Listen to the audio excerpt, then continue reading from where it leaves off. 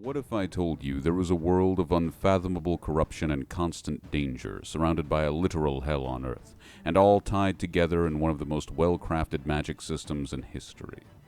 Would you think of some overlooked author from the 1800s, a forgotten ancient mythology of some now extinct people? What about your neighbor Greg? What's he up to? Nothing good, I bet.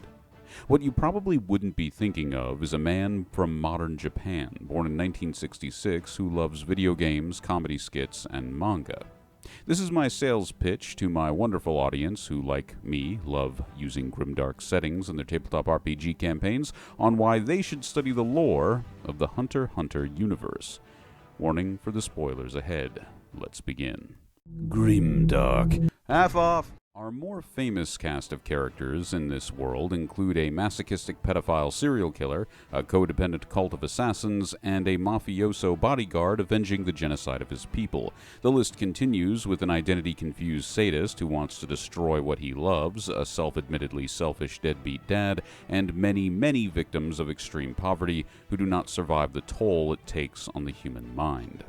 Trauma mixed with incredibly well-written three-dimensional characters, as well as how those characters respond to that trauma, creates the perfect model to inspire amazing character creation at your table.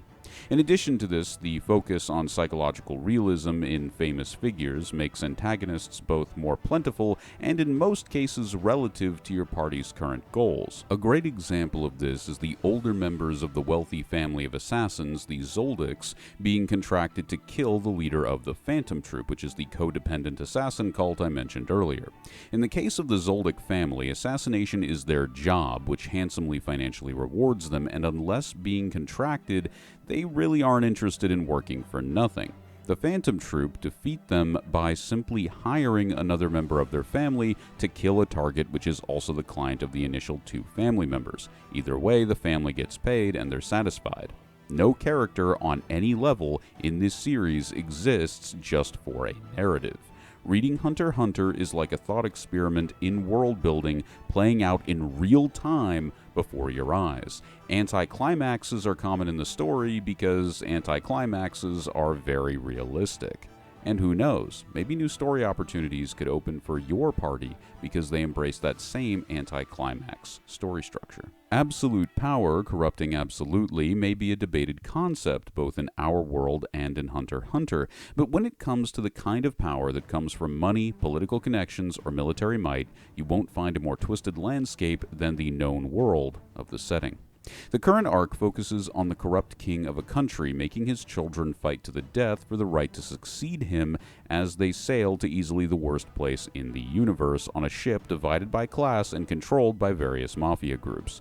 Before that, the main subject of focus was on the heavily bureaucratic Corrupt Hunters Association and them electing a new chairman, which is run more like an international megacorporation than any kind of heroic group. Before that, the main setting of the Chimera Ant arc was a dictatorship-ruled country which fused the scandals of Kim Jong-un and Fidel Castro into one country complete with sex-based human trafficking, and even before that, a high-ranking mafioso's involvement with organ trafficking connected to genocide. The reason people want to be hunters in this universe differs based on the character. Remember, that's the three-dimensional writing I was talking about. But the most common reason is that it's like having the job opportunities of a PhD graduate, the fame of a celebrity, the reputation of a powerful athlete, and having access to certain services, which makes wealth an irrelevant issue for people in many cases. The endless cruelty, corruption, and poverty very present in this world, and the desire to never be a victim of it again, is why people pursue this life-threatening thing called the Hunter exam, which the show is named after and is also the first arc. The Hunter exam arc is the first arc in the show/manga, depending on how you want to absorb the Hunter x Hunter-y goodness. Even after all of that, and this place of prominence has been achieved within international society, you are still more likely to succumb to your new role than stick to your initial dreams or desires. Just as the known world provides the kind of evil that makes you sell your soul for profit, the Dark Continent is the literal hell on Earth I mentioned at the beginning of this video. Other than things like zombie viruses and a mummifying beast that keeps humans as enslaved pets, we also have much more common threats, sometimes referred to as just a new type of animal, which can be found even in the known world, a normal place. There's there's no guarantee these even came from the Dark Continent, and these are probably actually a part of the normal ecosystem you would find in everyday life. A great example of this is the camp tiger. A tiger with the intelligence level of a human that will not only hunt you, but will carve you up and cook you by starting fires itself, followed by using its horns to cook your meat. It's a tiger with a horn, and it starts fires. That's a good enemy or a good companion for a ranger class, which nobody plays. The Dark Continent influence will become most apparent in the Chimera ant arc. Chimera ants are a simple species of ant that absorb the genetic qualities of the things they consume and can reproduce in a large variety of ways. As you may have guessed, they start eating humans. I won't spoil how horrific it gets, but literal poison nukes are involved. As a final note to the end of this section of the video, as demonstrated by this map, the Dark Continent is literally all around the known world. Much like the Tyranids from Warhammer 40k, which may also have an equal on the Dark Continent, we don't know, there is no escape from the evil which surrounds you. That is the endless danger of Hunter x Hunter. And again, that's not getting into the normal animals like the camp tiger, which can just be found. Just randomly. You can find a new species of animal that's just a smarter, angrier, more capable of destruction version of a normal animal. This is an elephant, but it knows how to use firearms, and it knows how to mug people. It's an elephant with a gun. It's just here. You don't worry about it. Nen is easily one of the most diverse power systems on the planet, but its flexibility is only outweighed by its harsh and brutal consequences for breaking the restrictions inherent to it. The bodyguard looking to avenge the genocide of his people I mentioned earlier, Karapika, who is currently drowning in indescribable emptiness, one of his abilities has a restriction placed on it, which is his life. If he uses this powerful skill on anyone but his very specific targets, his heart will be stabbed with a psychic dagger, killing him instantly. The main character for much of the series, Gon, is a realistic examination of what happens when no restriction is put in place for an ability which is then pushed to an extreme level of power. He ends up in a super-aged, near-mummified, death-decayed, lich-like state, not in the zombie way, but in the near-death way. And only after a heavily experimental method is used by his friend does he survive. But even with this miracle cure, he may never, and with the consequential writing of Togashi, likely will never be able to use Nen again. And he really should be a lot worse off than that. He should be in the hospital for the rest of his life on brain-dead life support, simply dead, basically functionally dead. That's where he should be right now. This is a deeply complex power system deserving a series of its own, but to summarize it in the best way possible, Nen is a very hard thing to learn, as an entire martial art had to be created around it. While there are special exceptions, most people have to be properly educated on it in some way to make the most use of their potential. Otherwise, they will craft a weak ability that squanders their potential, which it will take years to fix if they can at all.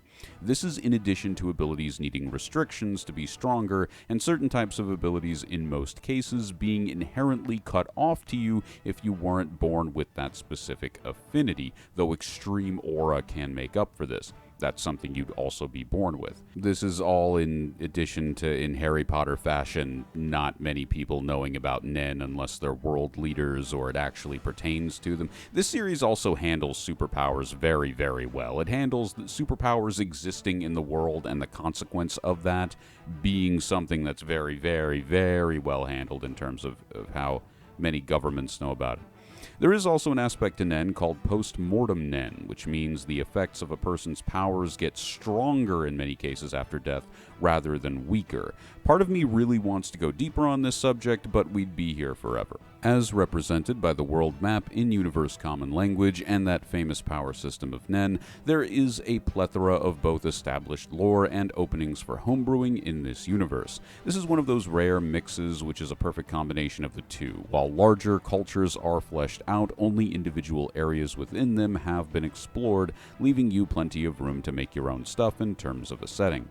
On one hand, you have several areas designed to tell urban stories. These are modern locations representative of the fact that this is a world with internet, this is a world with cars and motorboats, etc., etc. But this world also has a series of different circumstances causing different areas to be either post-apocalyptic in nature or extremely rural that could fit in a totally different setting. For the sake of this video, we'll talk about Swindler's Swamp, Meteor City, and Yorknew City. Swindler's Swamp is featured in the first arc of the series, which is an entire wetlands ecosystem built around creatures that have adapted human mimicry to kill off and murder humans. It makes a great start for any campaign. Meteor City has no official population as the result of its as of yet unexplored unique socioeconomic state. It is home to a majority of ruins from a great previous tragedy and has an estimated population of over 10 million. It has a raider-like rule to protect its population from very frequent human traffickers and sadists. We'll accept anything you leave here, but don't ever take anything away from us. It is also home to the founders of the Phantom Troop, unsurprisingly. This is a codependent cult. What kind of environment creates that? Well, a post-apocalyptic one. I bet you thought they were unrealistic psychologically when I first talked about them, because I described them as a codependent cult, but that's what they are, and that's the kind of place that creates that.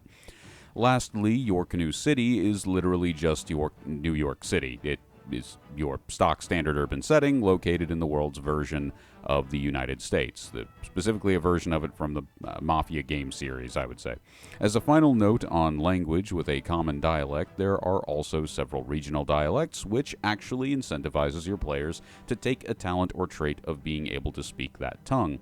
Issues of geopolitics, world trade agreements, and of course war are also brought up. This video was designed for grimdark fans who know nothing about Hunter x Hunter and are very skeptical of anime. So if you're a longtime fan of Togashi, you probably have something to add in the comments below as a selling point. Please do so. Get more people into this story. I feel like it just deserves more attention and traction than it has.